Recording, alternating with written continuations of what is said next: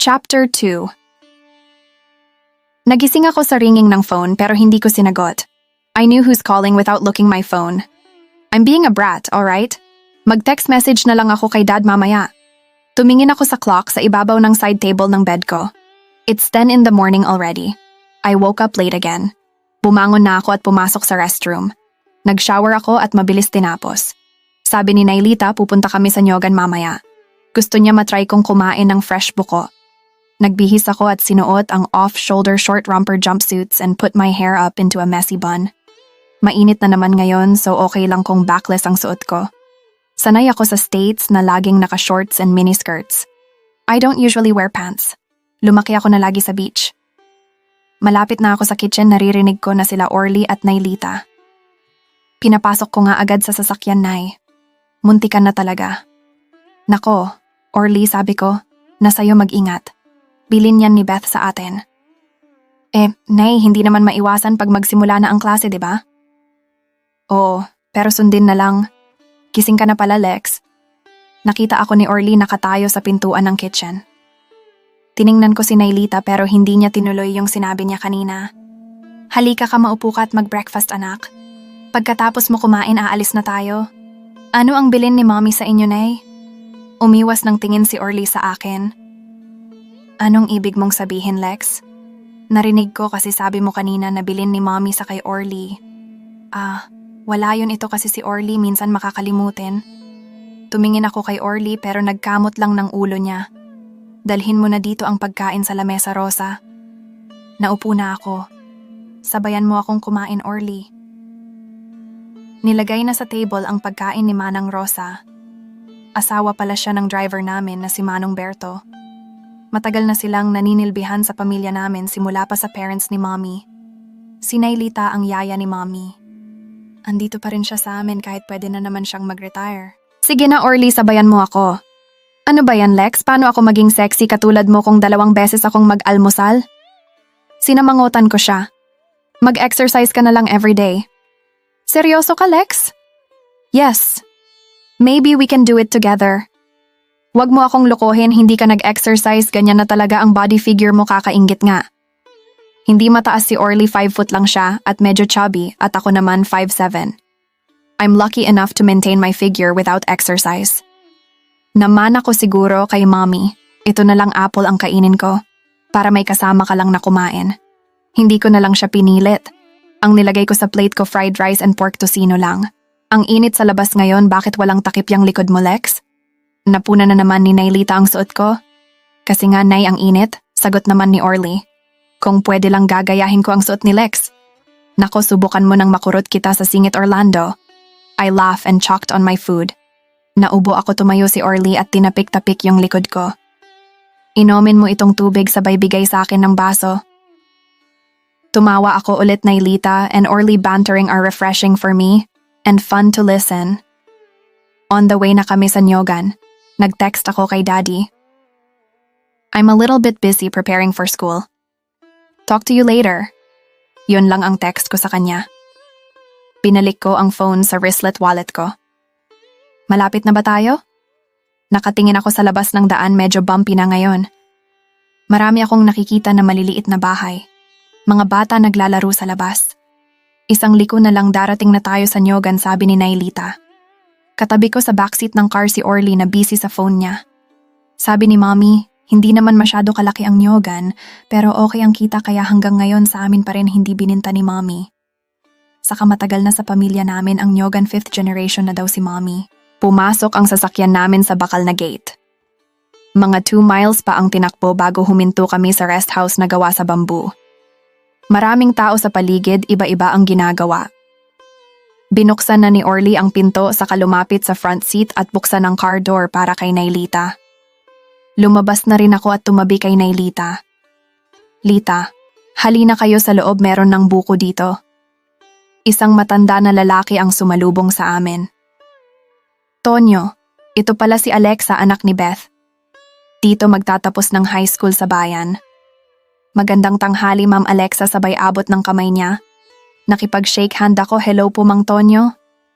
Kay gandang bata pala ng anak ni Beth. Mana sa ina. Lita.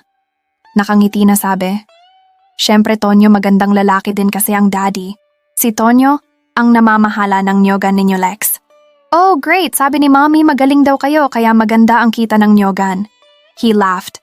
Hindi naman masyado pero salamat ma'am. Call me. Lex na lang po sabi ko sa kanya. Nakangiti na tumango si Mang Tonyo sa akin. Ginaya kami papasok sa loob ng rest house. Maraming food sa bamboo table. I look around and notice the people stop working. They're all looking at me. Ready na daw ang buko, puntahan natin, sabay hila ng kamay ko, suotin mo muna ito.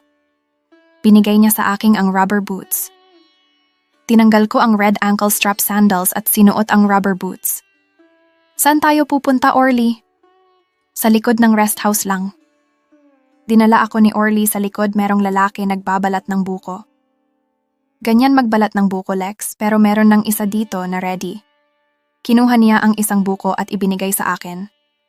I hold the coconut with both hands. Ang bigat naman. Natawa si Orly at yung lalaki. Nakita ko may butas na ang buko. Inumin mo na ang buko juice, masarap yan Lex. I drink the buko juice and like the taste. Halos maubos ko na. Biniyak ng lalaki ang buko at binigay kay Orly. May inabot din siya na maliit na balat ng buko. Ito gamitin mo pang santok. Nag-enjoy ako masyado.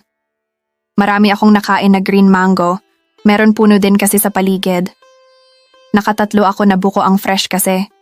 Hindi gaya sa Asian store sa state na buko. I'm watching TV in my bedroom but now I'm getting bored. Sumakit ang rayoma ni Nailita kaya umuwi kami ng bahay. 3 oras lang kami sa nyogan. I'm not used to be in the house all day. Sa Florida lagi akong nasa labas with friends. Si Nailita, tanong ko kay Manang Rosa. Nasa kwarto niya nagpapahinga Lex. May kailangan ka ba? Wala naman, sagot ko. Pag hinanap ako sabi na bored ako at lumabas. Parang pipigilan ako ni Manang Rosa. Mukha siyang nag-alala. Wala kasi si Orly bumili ng gamot para kay Nailita. Okay lang. Babalik ako agad. I just want to drive around Manang. Lumbas na ako ng bahay agad. It's been a while since the last time I drive my car. So yeah, I'm pretty darn excited. I turned left, paglabas ng gate. Lagi sa right si Manong Berto dumadaan paglabas ng gate namin. 20 minutes na akong nag-drive. I passed by the Municipal City Hall building and some stores. Hindi ko nakita ang St. Vincent High. One thing I noticed, walang traffic lights dito. So weird. Nagtataka ako bakit hindi pa rin tumatakbo ang motorcycle sa harap. Hindi ko napansin, napunta ako sa medyo maliit na kalye. It's a 4-way streets pero walang stop sign. I decided to turn on the left. I slowed down, the car stepped on the brake and yield. May isang silver car pero hindi man lang huminto. The driver drove straight ahead. I blared my horn, a loud beep came out. Hindi na ako nag-turn left. Doon din kasi ang punta ng reckless driver. I turned to the right instead. I drove for another 10 minutes. Nakita ko ang Lily's Coffee Shop. Pagpasok ko, nakasmile na ang barista. It's a classic coffee shop and great ambience. I ordered a honey lavender latte. Not bad for a small city, meron coffee shop na ganito. Umupo ako sa gilid. It's great to be outside and driving my own car. Ang car ko sa state na iwan. Ang gamit ko ngayon binili ni Dad, advance present daw sa 18th birthday ko. Maski ano pa ang bilhin niya sa akin, hindi ko pa rin siya mapatawad. He cheated on my mom. I shaked my head. Ayaw ko mag-isip about my parents. Wala masyadong customer, 3 lang kami. Pero marami tao sa labas naglalakad. My phone vibrates, inilabas ko sa wristlet wallet ko. A text message from Tamesha, telling me to check my IG. Pinuksan ko ang app ng IG. Picture ng mga friends ko sa beach sila. Ang saya nila tingnan sa pictures. I can't help to feel jealous kung nasa Florida ako ngayon, kasama sana ako. I continue checking some pictures of my friends. I heard voices from a group of females. Kanina ang tahimik, ngayon ang ingay na. Tumingin ako sa banda kung saan galing ang ingay. 5 teenagers at isa sa kanila si Candy. Nakita niyo ba ang car sa labas? Kapareho ng car kanina Sabi ng naka-pink shirt na babae. Candy, ano sa tingin mo? I'm not sure, Laura, pero medyo magkapareho. Girls, tuloy ba ang punta natin sa Cove bukas? Siyempre naman, matagal na rin hindi tayo nakapunta. Mauna na lang kayo, sabay na kami ni Zoe bukas. Narinig ko si Candy ang sumagot. I'm still checking some pictures of my friends nang nag-text si Orly. Nagtatanong kung nasaan ako at pinapauwi na. Nag-text back ako. Sinabi ko kung nasaan ako at kung gusto niya pumunta siya dito. Sabi ng kapatid ko, Candy, nakita niya si Zoe may ibang kasama na girl sa car kagabi. Magkasama kami kahapon, Janet? Oo, nga. Pero sabi mo, umuwi ka ng maaga kahapon kasi dumating ang grandparents mo? I wish I have my AirPods with me. Ang lakas ng boses mag-usap at ayaw ko marinig ang pinag-usapan nila. Ano ka ba, Janet? Bakit mo pa sinabi kay Candy yan? Saway ng naka-pink shirt na girl. Sorry, alam niyo naman ang triplets. Lagi naman ganyan, di ba? So, he's one of those guys. Maraming babae. Hindi na ako nabigla. With the looks like that and obviously he comes from money. Si Orly papasok sa shop at mukhang nag-alala. Ba't ka umalis ng bahay? Tinakot mo ako, Lex. Maupo ka nga muna. Bakit ka naman matakot? I've been driving since I was 16 years old. Ano gusto mong inumin, mag-order ka doon, Orly? Hindi na. Uuwi na lang tayo. It's too early, come on Orly, chill. Lumingon siya sa likod at nakita niya sila Candy. Kanina pa ba sila dito? Not really, bakit tanong ko sa kanya? Wala naman sagot niya sa akin. Halika na Lex, uwi na tayo, sabay balik tingin sa table nila Candy. Nagtataka ako bakit lagi siyang nakatingin sa kanila. Napansin ko nakatingin na sila ngayon sa amin. Paano si Orly kitang-kita nakatayo? Halika na Lex, hinahanap ka na ni Nailita. Sumimangot ako. Okay, let's go. Tumayo na ako at nauna nang lumabas. Nakasunod lang siya sa akin. Paglabas ko nakita ko ang convenience store across the street. I walked across the street. Nang makita ko wala naman sasakyan. Tawag ng tawag si Orly sa akin. Sandali lang tayo, gusto ko lang bumili ng chips. Hindi naman kami nagtagal sa loob. Bumili lang ako ng Clover, Oishi, Chippy, Mr. Chips at marami pang dinagdag si Orly. Sabi niya, try ko lahat kasi wala na naman ang brand na gusto ko. Doritos and Ruffles lang ang gusto ko sana. Si Orly na ang nagdala sa binili namin. Nasa harap na kami ng car. Ini-unlock ko na ang car door, papasok na kami sa car nang may tumawag kay Orly. It was Candy, kasama niya mga friends niya, naglalakad na papunta sa amin. Sandali lang, Orly.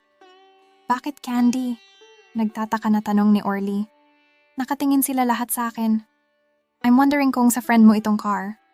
Oo, sa kanya ito. Bakit? Okay, so, she's the one who honked her horn at me earlier? Excuse me, if you failed to notice, I'm here.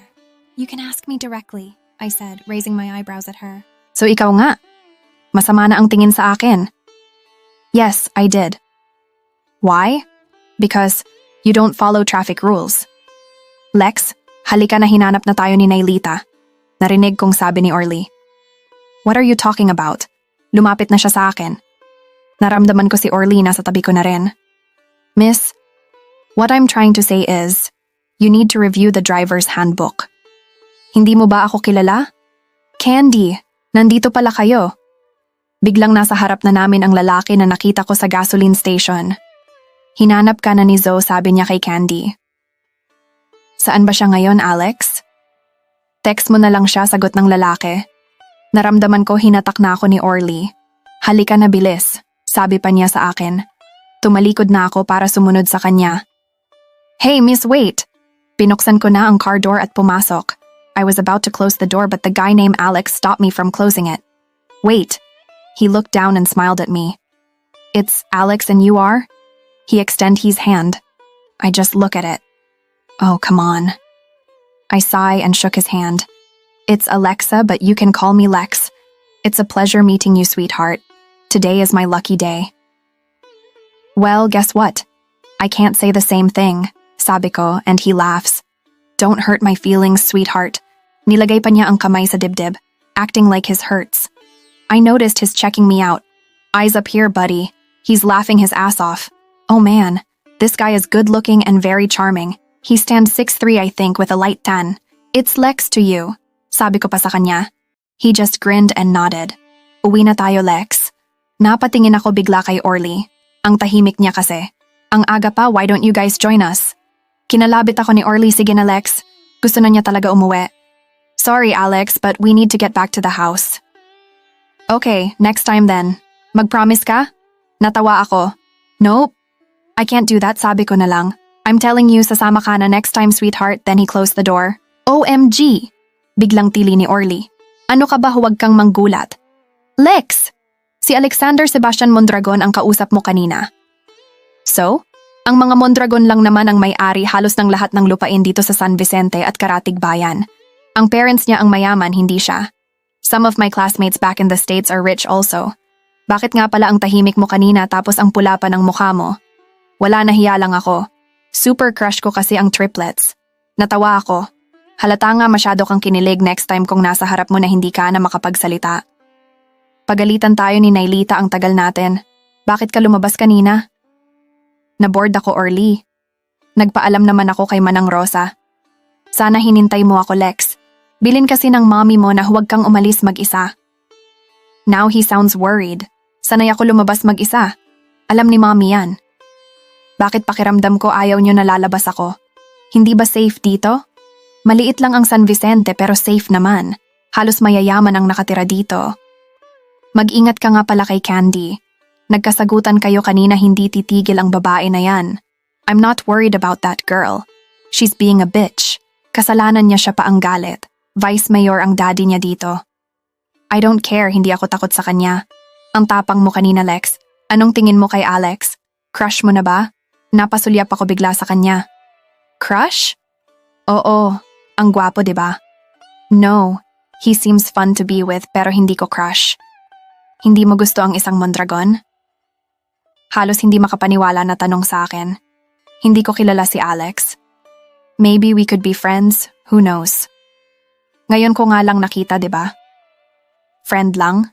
Natawa na ako. Oo, friend. Naramdaman ko he's giving me a weird look.